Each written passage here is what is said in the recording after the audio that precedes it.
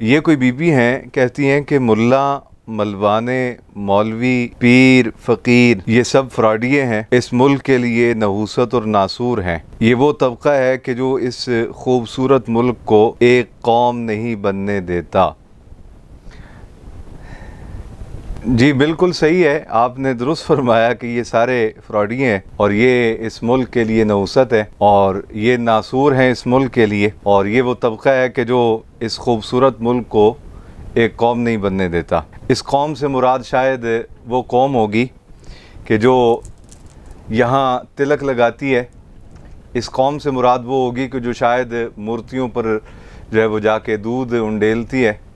इस कौम से मुराद वो होगी कि जो बुतों के सामने खड़े होके यूं करके वो पता नहीं क्या करते हैं, अल्लाह जाने, उनका कुछ दिमाग चकराते हैं बुतों का या उनको मज़ीद काला करते हैं, खुदा जाने क्या।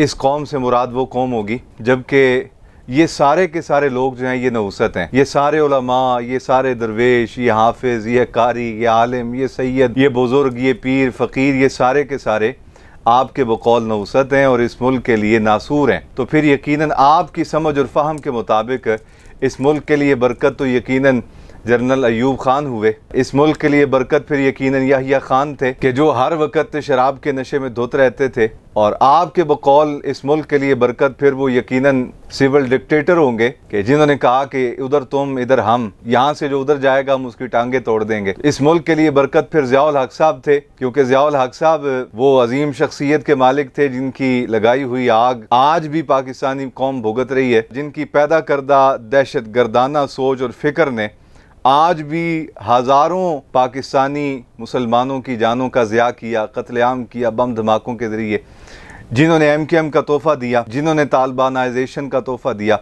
फिर यकीनन बरकत तो इस कौम के लिए जनरल ज़ियाउल हक साहब थे। इस कौम के लिए बरकत यकीनन मोहतरमा बेनज़ीर भुट्टो होंगी। इस कौम के लिए बरकत यकीनन मोहतरम नवाज शरीफ साहब होंगे, खान साहब होंगे। और बिलखुसूस आपके बकौल फिर बरकत इस कौम के लिए जनाब बिलावल भुट्टो साहब हैं।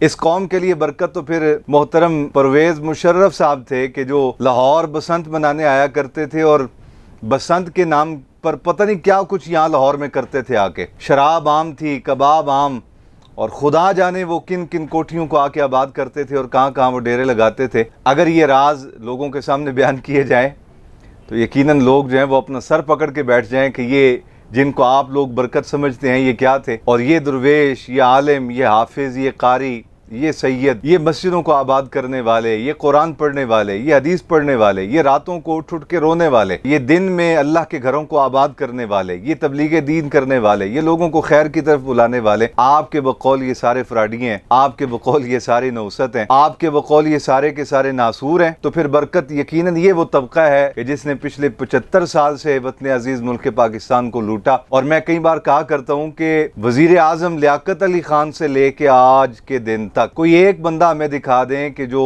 आलिम दीन हो, हाफिज हो, कारी हो, किसी खानका का शेख हो और वो वजारत उज़्मा की कुर्सी पर बैठा हो, वो सदारत की कुर्सी पर बैठा हो, कोई एक बंदा दिखा दें। तो फिर नासूर तो यकीनन यही लोग हैं जिनको आप आज तक कुर्सियां देते आए हैं और जो कुर्सियों की बंदर बांट में एक दूसरे की इज्जतें भी उछालते रहे।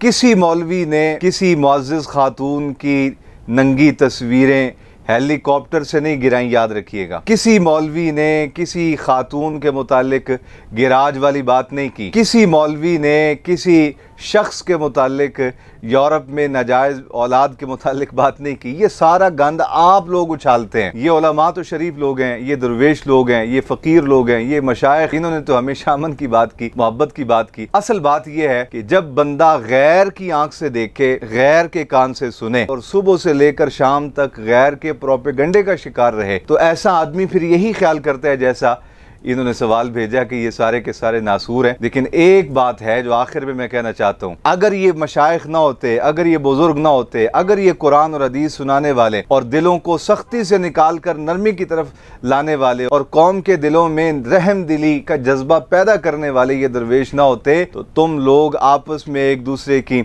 जिस्मों की बोटियां नोच नोच कर खाते। ये दरवेश लोग ही हैं जिनकी वजह से लोग आज भी मुसल्ले पे खड़े हुए रो पड़ते हैं।